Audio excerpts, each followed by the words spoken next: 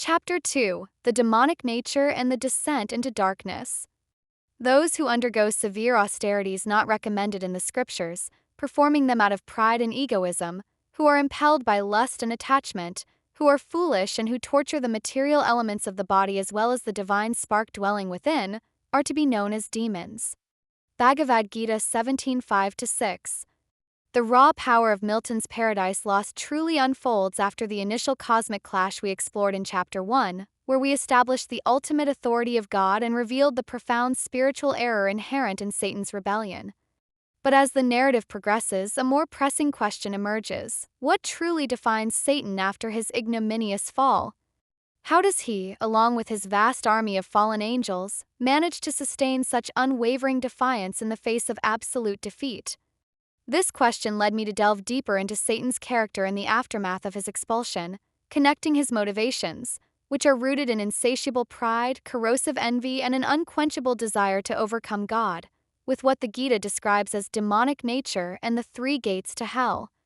In a world where social media amplifies voices of defiance and self-promotion, Satan's story feels eerily relevant, serving as a cautionary tale about the seductive allure of unchecked ambition. I remember bringing my worn copy of Paradise Lost to my father one rainy afternoon, tracing the dramatic passages where Milton describes Satan enduring torment in hell. "Dad," I asked, leaning over the table as thunder rumbled outside, "even after being cast down, utterly defeated, Satan still seems so grand. He's defiant, unyielding, almost admirable in his tenacity, like those charismatic leaders who rally followers despite scandals. How does a being that once shone with such divine brightness sink into such profound despair, yet manage to maintain such a powerful, rebellious spirit?" My father, with his characteristic calm wisdom, picked up his well-worn Gita, its pages softened from years of study, and his fingers reverently traced the text before responding. "My dear," he began, his voice steady amid the storm, "that grandeur you perceive is the very essence of demonic illusion. It is a deceptive, false strength, relentlessly fueled by overwhelming pride and consuming envy, ultimately leading not to glory but to endless and self-imposed suffering." The Gita clearly defines this demonic nature and explains its characteristics, which Milton's Satan embodies with startling precision. Let's look at Chapter 16. It contrasts divine and demonic qualities like light and shadow. The fall into despair. Milton's initial depiction of hell is one of absolute horror and despair, a realm antithetical to divine light and hope. It is a dungeon horrible on all sides round as one great furnace flamed, yet from those flames no light but rather darkness visible. This infernal world is a place of regions of sorrow, doleful shades, where peace and rest can never dwell, hope never comes, utterly far removed from God and light of heaven. The fallen angels, though ethereal, are subjected to this torment. Beyond the fiery lake, some embark on bold adventure to discover wide that dismal world, exploring infernal rivers like Styx, Acheron, Cocytus, Phlegethon, and Lethe. They endure a bitter change of fierce extremes, extremes by change more fierce, from beds of raging fire to starven ice, oscillating between burning plains and a frozen continent lies dark and wild. This is truly a universe of death, which God by curse created evil, for evil only good, where all life dies, death lives. Satan, despite his suffering, clings to the delusion that the mind is its own place, and in itself can make a heaven of hell, a hell of heaven. This statement reflects profound spiritual ignorance, as he attempts to assert his sovereignty even over his internal experience, denying the external reality of God's supreme control. His unyielding and rebellious spirit is not a sign of true strength, but the essence of demonic illusion, a mindset that echoes modern self-help mantras like mind over matter, which often ignore deeper spiritual truths. My father paused, looking out at the rain. This depiction of hell is a powerful metaphor for the material existence of conditioned souls who are deeply entangled in ignorance and under the influence of illusion, he said. The Gita teaches that the entire material world, with its perpetual cycle of birth, old age, disease, and death, is fundamentally a place of suffering. Those who are perplexed by various anxieties and bound by a network of illusions will inevitably fall down into hell. This hellish situation is exacerbated by moral decay leading to widespread suffering, much like how environmental neglect or societal greed creates collective misery today. The suffering endured by Satan and his legions mirrors the predicament of conditioned souls in this material world. Like him, we are in the midst of the material ocean, struggling for existence, tossed by its waves without any real control over our circumstances. Satan, however, remains fixed in his domineering mentality, which is precisely what keeps souls conditioned. He is an example of those who, being distressed by their circumstances, they take shelter of intoxication, and thus they sink further into ignorance, intoxication not just of substances, but of power, fame, or revenge. The demonic mentality. The Gita provides a comprehensive description of demonic nature. In chapter 16, it explicitly contrasts the divine and demonic qualities, offering a clear framework for understanding beings like Satan. Our guiding verse for this chapter perfectly encapsulates Satan's plight and motivations, warning against unauthorized austerities driven by ego. Contrasting divine and demonic qualities. Text delineates 26 divine qualities that belong to godly people endowed with divine nature. These include fearlessness, a state of being free from all anxiety due to being fixed in spiritual knowledge, like a yogi in deep meditation. Purification of one's existence, a cleansing process of the mind from sinful activities through practices like mindful eating or reflection. Cultivation of knowledge, engaging in the analytical study of spiritual truth beyond mere facts to transformative wisdom. Charity, giving to the proper receiver, especially for spiritual propagation such as supporting community centers or education. Self-control, not only for ascetics but also householders who should manage their senses properly, avoiding impulsivity in daily decisions. Performance of sacrifice, not for fruitive results but for divine pleasure like offering time in service. Study of sacred texts, engaging in the study of spiritual literature to purify one's existence, perhaps in group readings. Austerity, accepting voluntary difficulties for spiritual advancement, not for mundane gain, such as fasting with intention. Simplicity, being straightforward and honest in one's dealings, free from manipulation. Nonviolence, not causing distress to any living entity either mentally, physically, or in speech, practicing empathy in conversations. Truthfulness, speaking only the truth that is palatable and beneficial, avoiding agitation like constructive feedback. Freedom from anger, cultivating calmness even in provoking situations through breathing techniques. Renunciation, giving up actions that hinder spiritual progress like letting go of toxic habits. Peacefulness, calmness of mind achieved by detaching from sense gratification, finding inner quiet amid chaos. Aversion to fault-finding, not engaging in gossip or finding faults in others, fostering positive relationships. Compassion for all living entities, understanding that all beings are parts of the divine, extending kindness to animals and strangers. Freedom from covetousness, not desiring others' possessions, content with one's own path. Gentleness, being mild and soft-hearted, approaching conflicts with care. Modesty, avoiding improper or shameful acts, maintaining humility. Steady determination, firmness and spiritual resolve, persisting through setbacks. Vigor, spiritual potency and enthusiasm, energizing daily life. Forgiveness, the ability to overlook offenses, releasing grudges. Fortitude, endurance and conviction, standing firm in beliefs. Cleanliness, both external and internal. Freedom from envy, not being malicious towards others' success. Freedom from the passion for honor, not desiring false prestige or honor, focusing on inner growth. These qualities are considered auspicious for progress on the path of liberation. Those situated in such transcendental nature advance towards freedom from material bondage, creating a ripple effect in their communities. In stark contrast, the text describes the demonic qualities characteristic of those born of demonic nature. Pride, an inflated sense of self-importance like boasting on social media. Arrogance, a haughty and disdainful attitude dismissing others' views. Conceit, excessive self-esteem leading to a disregard for others. Anger, violent passion or fury, often arising from unfulfilled desires, flaring in road rage or arguments. Harshness, cruelty, roughness, or severity in behavior and speech. Ignorance, a fundamental lack of spiritual knowledge, leading to delusion and poor choices. Satan, from the moment of his rebellion, embodies these demonic qualities with chilling precision. His initial act of rebellion is fueled by immense pride and an unquenchable lust for power and glory, leading him to challenge God's supremacy. His inability to tolerate the son being anointed king, perceiving it as an impairment to his own standing, is the very hallmark of envy, a defining feature of the demonic, much like workplace rivalries that destroy teams. Envy and the inability to know truth.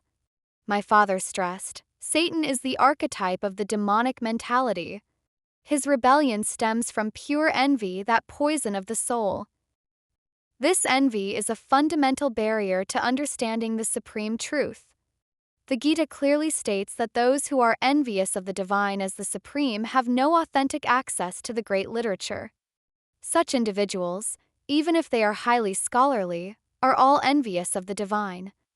They criticize the character of the divine without knowing the truth, and their commentaries are useless because they are rooted in this envy. Satan's entire bold discourse in hell, challenging God's authority and motivating his legions, is in essence a perverse commentary on God's rule, born entirely of envy and self-aggrandizement. This renders him utterly incapable of truly perceiving God's absolute position. He is a fool, for he does not and cannot understand the real nature of the divine, as the Gita warns. The foolish cannot understand how a living entity can quit his body, let alone divine supremacy. False ego and attachment. The Gita profoundly explains that the living entity's entanglement in the material world stems from the mind's ego, which desires to lord it over material nature. Satan, by maintaining this domineering mentality, not only damns himself but seeks to extend this delusion to others. His pride, arrogance, and conceit are direct manifestations of his false ego, the false identification that makes him identify with his temporary power and position rather than his eternal, subordinate nature. He sees himself as the Lord of everything, the enjoyer, perfect, powerful, and happy. I am the richest man, surrounded by aristocratic relatives. There is none so powerful and happy as I am. This internal conviction, despite his external reality of being cast into hell, is a potent illustration of how false ego blinds one to actual circumstances, like influencers who project perfect lives while battling inner turmoil. The demonic are further characterized by being too strongly attached to sense enjoyment. Even in hell, Satan's ambition is not for repentance but for regaining glory and renown, albeit through fraud or guile. This fixation on material enjoyment, even in a state of suffering, exemplifies the deep-seated attachment that drives demonic behavior, similar to addictions that persist despite consequences. Illusion and self-deception. The demonic are bound by a network of illusions. This state of perpetual bewilderment is not a passive condition but an active self-deception that prevents them from seeing reality. The Gita describes the demonic as those who are perplexed by various anxieties and bound by a network of illusions. Their minds are caught in unmeasurable fears and anxieties that persist unto the point of death. Satan's bold discourse in hell, where he speaks of their ability to reascend, self-raised, and repossess their native seat, is a masterpiece of manipulation and self-deception. He is not interested in genuine repentance or true change. His sole interest lies in regaining lost glory by any means necessary, even if it entails further deceit and corruption of others. This illusory hope, divorced from any real understanding of divine power, is precisely what keeps him entangled in suffering, much like gamblers who chase losses with bigger bets. The strategies of misguidance. Council in hell, convened by Satan in pandemonium, the palace risen, suddenly built out of the deep, represents a spectrum of demonic responses to defeat and offers a view of how souls deeply entrenched in illusion devise strategies based on their inherent modes of material nature. It's a scene that mirrors dysfunctional board meetings or political debates where ego trumps wisdom. Moloch, the violence of ignorance and passion. Milton's Moloch, the strongest and fiercest spirit that fought in heaven, exemplifies the mode of ignorance and passion in its most aggressive form. He advocates for open war, proposing that they immediately launch a frontal assault on heaven. His logic is simple yet brutal: turn their tortures into horrid arms against the torturer. This is a prime example of actions impelled by passion leading to present misery. The Gita explains that when the mode of passion is prominent, it manifests as great attachment, uncontrollable desire, hankering, and intense endeavor. Moloch's unbridled desire for revenge and his immediate impulse to fight, despite their overwhelming defeat, is characteristic of this mentality, like violent protests that escalate without strategy. His proposition aligns with actions not recommended in the scriptures. These are activities undertaken out of pride, false ego, lust, and attachment for material enjoyment. Moloch's aggression, born from rage and a desperate clinging to his former warrior status, perfectly fits the description of those who torture their bodily organs as well as the divine spark dwelling within through unauthorized penances, in this case by foolishly throwing themselves back into a losing battle. Belial, the deceit of false philosophy. Belial, in contrast to Moloch, represents a more subtle and insidious form of demonic evasion. Described as "than whom a spirit more lewd fell not from heaven," he argues against direct warfare, fearing even worse punishment. His counsel is one of ignoble ease and peaceful sloth, advocating for passive endurance in hell, hoping that God's anger and perhaps thus far removed not mind us, not offending, satisfied with what is punished. Belial's pleasing sorcery and false philosophy are designed to charm pain for a while or anguish, and excite fallacious hope. This type of deception resonates with the Gita's description of those who manufacture modes of austerity and penances which are not mentioned in the scriptural injunctions for some ulterior purpose. They may appear outwardly spiritual or philosophical, but their underlying motive is still self-serving sense gratification, like self-help gurus who promise easy enlightenment without real sacrifice. Mammon, the greed for material dominance. Mammon's contribution to the infernal council embodies the demonic mentality of insatiable greed and material attachment. He proposes that instead of fighting or passively enduring, they should focus on exploiting the riches of hell, digging for gold and other precious minerals to build a thriving kingdom in hell. This desire for self-reliance and material prosperity, even in a cursed realm, is a direct rejection of the supreme controller and a manifestation of greed. The Gita describes the demonic person as thinking, "So much wealth do I have today, and I will gain more according to my schemes. So much is mine now, and it will increase in the future more and more. I am the Lord of everything. I am the enjoyer, perfect, powerful, and happy." Mammon's plan mirrors corporate greed, where profit trumps ethics, building empires on exploitation. Bewilderment of action and inaction. The Gita explicitly states that even the intelligent are bewildered in determining what is action and what is inaction. This profound truth applies directly to the infernal council.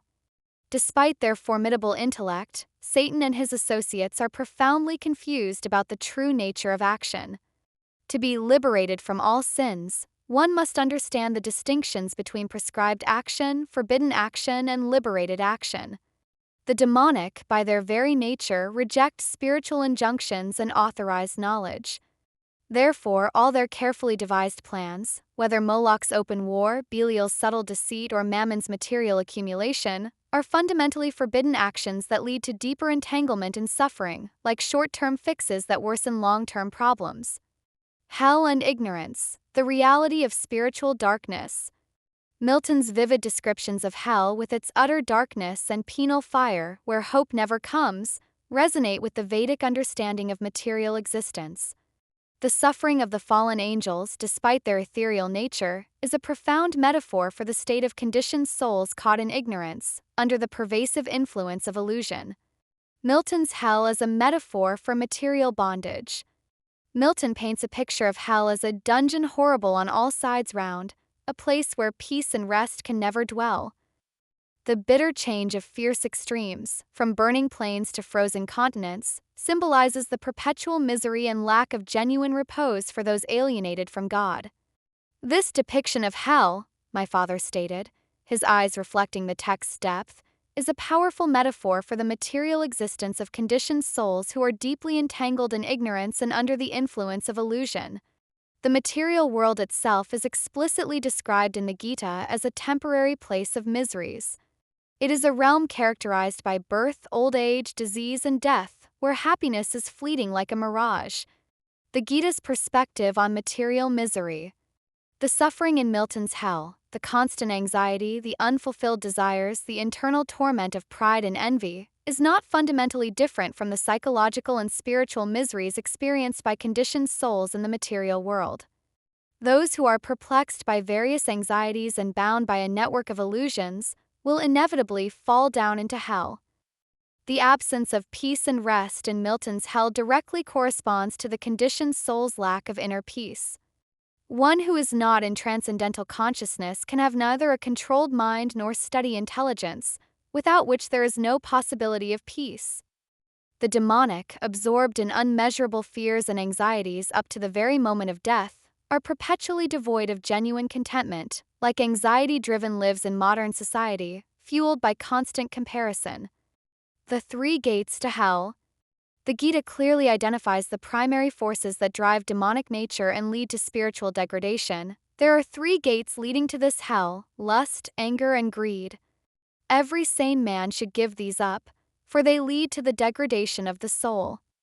Satan's motivations and actions are a perfect illustration of these three destructive vices, interconnected like a vicious cycle.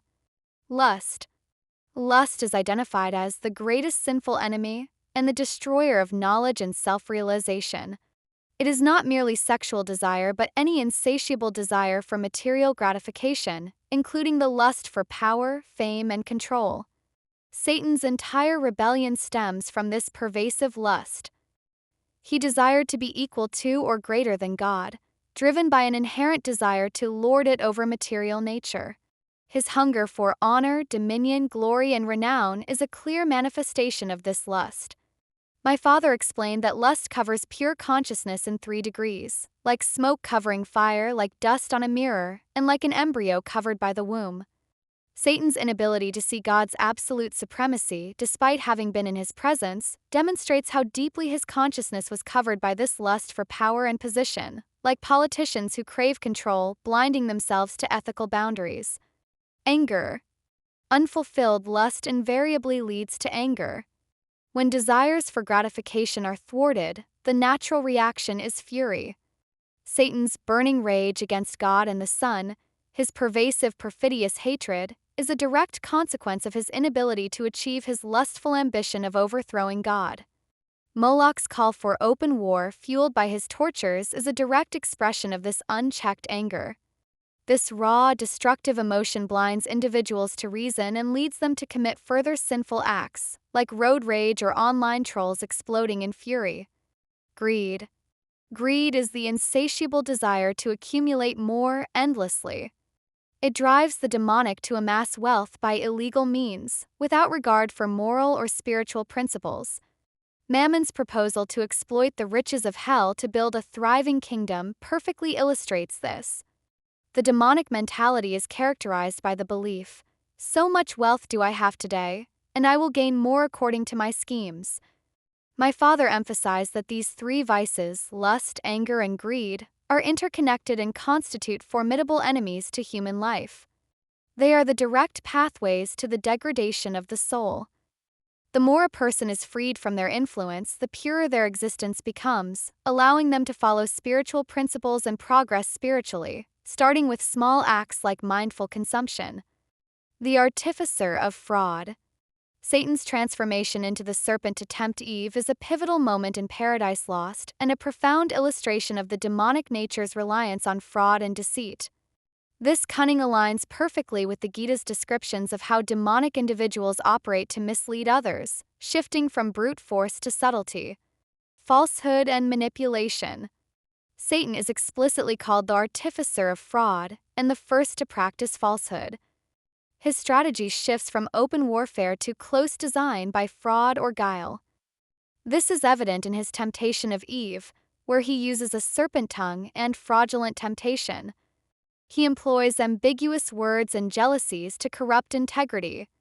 My father explained, This is another key characteristic of demonic nature. Such individuals are often called miscreants who do not know the scriptural rules and have no faith, nor are they willing to act in terms of spiritual injunctions. Instead, they devise all types of interpretations according to personal whims and mislead the public and general readers from the path of divine instructions, like fake news spreaders or manipulative marketers. Satan's ability to make the worse appear the better reason reflects this deceptive power, characteristic of the demonic, who manufacture modes of austerity and penances which are not mentioned in the scriptural injunctions for some ulterior purpose. These acts are often performed out of pride, false ego, lust, and attachment for material enjoyment. Disregard for scriptural injunctions. A fundamental trait of the demonic is their disregard for established spiritual injunctions. They operate outside the authorized rules and regulations, preferring their own concocted methods. The Gita warns against those who undergo severe austerities and penances not recommended in the scriptures, performing them out of pride, egoism, lust, and attachment. Satan's entire scheme to corrupt humanity is an act of forbidden action, unauthorized action, performed in complete defiance of God's clear command. He encourages Eve to disregard the divine prohibition, promising her elevated knowledge and godlike status. Ye shall be as gods. This act is the epitome of acting without following any rules and regulations, like hackers bypassing systems for personal gain.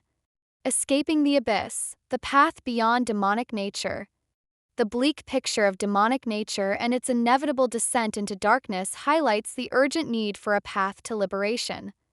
The Gita, while uncompromising in its description of the demonic, simultaneously offers a clear, compassionate, and accessible solution: the path of spiritual consciousness, a journey anyone can begin even amid modern distractions. Abandoning the three gates. The very first step on the path to transcendence is to recognize and actively abandon the three gates leading to this hell: lust, anger, and greed. These must be given up, for they lead to the degradation of the soul. This requires a conscious effort to purify one's existence, as the more a person is freed from lust, anger, and greed, the more his existence becomes pure, starting with journaling desires or mindfulness practices. Surrender to divine will. Unlike Satan, who refused to submit and choose to bend the supple knee, the path to true freedom lies in surrender to the divine. The text's ultimate instruction, described as the most confidential part of knowledge, is to simply surrender. This surrender is not a sign of weakness but of ultimate intelligence and humility. It is the understanding that the divine is the supreme controller and proprietor of everything, and that our eternal constitutional position is to be a loving servitor, like trusting a guide in a storm. Cultivating divine qualities. Counter to demonic qualities is the cultivation of divine qualities. These include fearlessness, purity, knowledge, charity, self-control, nonviolence, truthfulness, and freedom from anger and envy. These qualities are not acquired by mere intellectual understanding but by deliberate practice in spiritual consciousness, integrated into daily routines. Cleanliness. This involves both external purity and internal purity. Internal cleansing is achieved by thinking of the divine always and chanting holy names. This chanting process cleans the accumulated dust of past karma from the mind, like a mental detox. Self-control. This means not accepting anything detrimental to spiritual progress. The senses, compared to venomous serpents that want to act very loosely and without restriction, must be controlled. The most critical sense to control is the tongue, by systematically engaging it in tasting sanctified food and chanting holy names, practical for busy lives. Steadiness. One must be very determined to make progress in spiritual life.